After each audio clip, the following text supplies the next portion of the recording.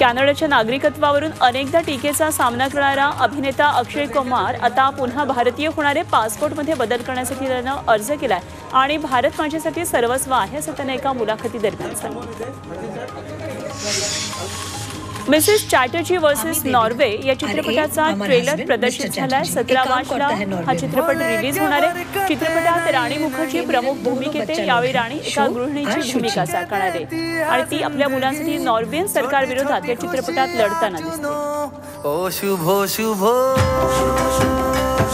हम अपना प्यारा कोलकाता छोड़ के Norway. Sairat fame आची अर्थात रिंकू राजगुरूनं परशा म्हणजेच आकाश ठोसासाठी इंस्टाग्रामवर एक खास स्टोरी ठेवली आणि या स्टोरीवरून आता दोघांच्या अफेअरची चर्चा पुन्हा सुरू झाली आहे। आकाशच्या वाढदिवसानिमित्त रिंकूनं दोघांचे फोटो पोस्ट करून त्याला शुभेच्छा दिल्या। फेब्रुवारीतच वैशाख मांडव्याचे गुडघेदुखी कंबरदुखीचा त्रास होता। अमृत नोनी आर्थो प्लस घेतल्यापासून पाठदुखी गुडघेदुखी सांधेदुखी बंद झालेला आहे। आरोग्याचा भरोसा अमृत नोनी ऑर्थो प्लस। चटके बसायला लागलेत, मात्र यामध्ये आणखी वाढ होणार आहे कारण मार्चमध्ये पारा आता 40ची पार पोहोचण्याचा अंदाज आहे। तेव्हा मार्चमध्ये यंदा मे महिन्याच्या हिटचा अनुभव येऊ शकतो। सामान्य नागरिकांनाच नाही तर शेतकऱ्यांना सुद्धा या वाढत्या उन्हाचा मोठा फटका बसतोय।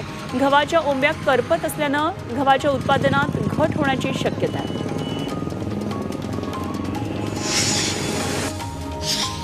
मुंबईमधील प्रदूषणाच्या पातळीत मोठी वाढ झाली आहे। उच्च प्रदूषण पातळीमुळे केवळ श्वसनाचा त्रासच नव्हे तर त्वचेच्या आरोग्यावर सुद्धा घातक परिणाम होतोय। उल्हासनगरमधल्या वालधुनी नदीच्या प्रदूषणात दिवसेंदिवस वाढ होताना दिसतेय। रसायनयुक्त सांडपाणी प्रक्रिया न करता सोडल्यानं नदीच्या पाण्याला लाल रंगात आलाय आणि प्रदूषण नियंत्रण मंडळ सुद्धा याकडे दुर्लक्ष करतंय।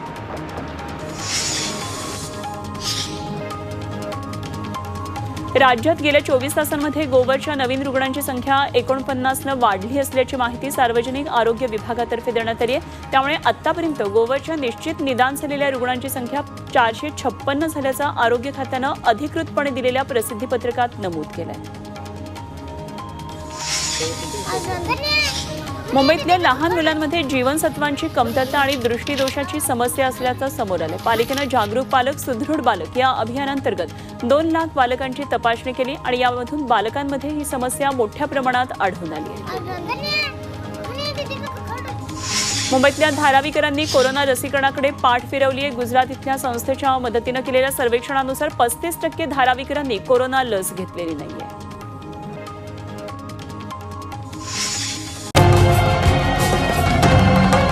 छत्रपतींचा विचार म्हणजे